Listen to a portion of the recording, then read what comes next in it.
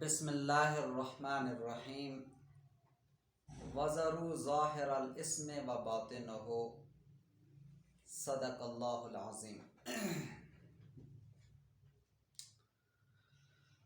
اللہ جل جلالہ نے ظاہری اور باطنی گناہ کو چھوڑنے کا امر فرمایا کہ تم چھوڑو گناہ جو ظاہراً کرتے ہو اور وہ جو چھپ چھپا کر کرتے ہو۔ نبی پاک صلی اللہ علیہ وسلم کی سنت سے روگردانی اور اللہ جل جلالہ کے حکم کی مخالفت کو گناہ کہا جاتا ہے۔ دن کو ہو یا رات کو ہو، ظاہراً ہو یا چھپ چھپا کر ہو، اللہ جل جلالہ ان کو چھوڑنے کا حکم فرماتے ہیں۔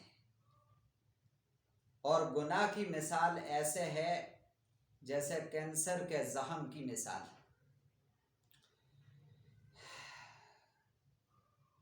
اگر ڈاکٹر کے پاس جاتے ہیں تو ڈاکٹر اس کا علاج یہ تجویز کرتا ہے کہ آپریشن کے بغیر یہ ٹھیک نہیں ہوگا۔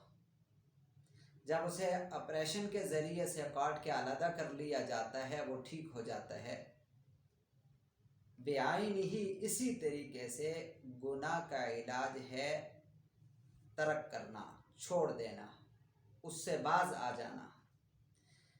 جس طریقے پہ کینسر کا آپریشن نہ ہونے کی صورت میں وہ کینسر بڑھتے بڑھتے بدنی موت کا سبب بنتا ہے، سیم اسی طریقے سے گناہ نہ چھوڑنے کی وجہ سے، گناہ کا عادی بننے کی وجہ سے انسان جو ہے روح کے اعتبار سے موت کے منہ میں چلا جاتا ہے۔ جس طرح کینسر بدن کے لیے نقصان دہ ہے، ایسے گناہ روح کے لیے بھی نقصان دہ ہے۔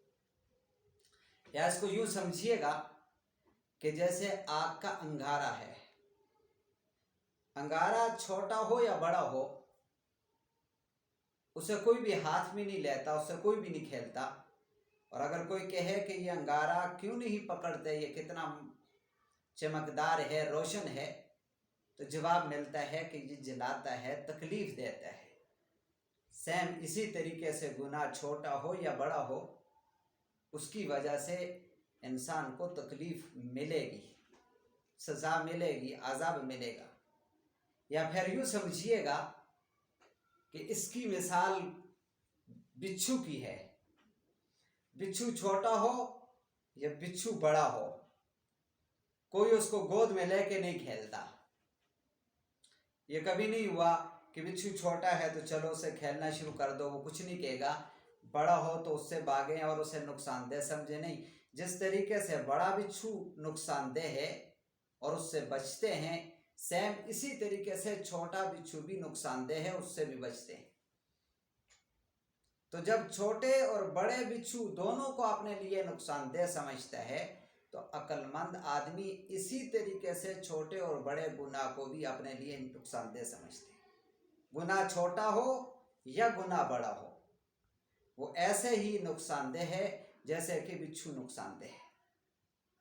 اس لیے اللہ جل جلالہ نے جو ظاہراً گناہ کیے جاتے ہیں یا چھپ کر کیے جاتے ہیں، دن میں ہوں یا رات میں ہوں، اندھیرے میں ہوں یا روشنی میں ہوں، سب کے سامنے ہوں یا آنکھوں سے اوجھل ہوں، بہرحال اللہ جل جلالہ فرماتے ہیں سب گناہوں کو چھوڑ دو۔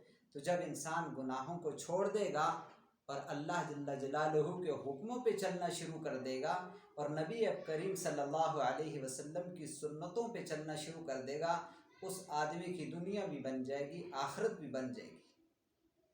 اللہ جل جلالہ ہم سب کو اس پہ عمل کرنے کی توفیق عطا فرمائے۔ وآخر دعوانا ان الحمد للہ رب العالمین۔